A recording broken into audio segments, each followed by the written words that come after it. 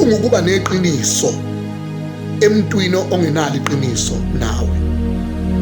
Kubuhlungu ukuba nothando, uthanda umuntu ongenalo uthando lwakho.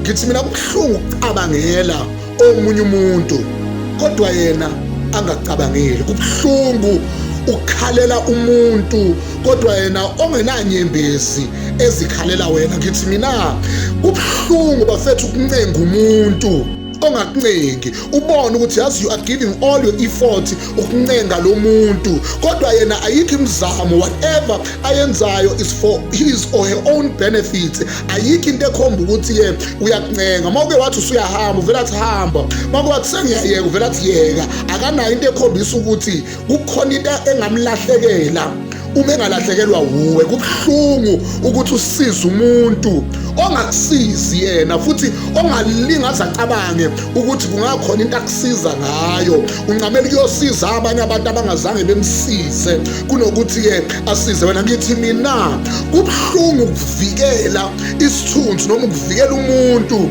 ongakuvikeli yena uma uhlangabezana nezinto ezithile. Uyaku-expose, akukhulume kabi, akanayo into yokuthi uyakuvikela wena. Ngithi mina kubuhlungu ukufihla ihlazo lo muntu ongalifihli yena lakho.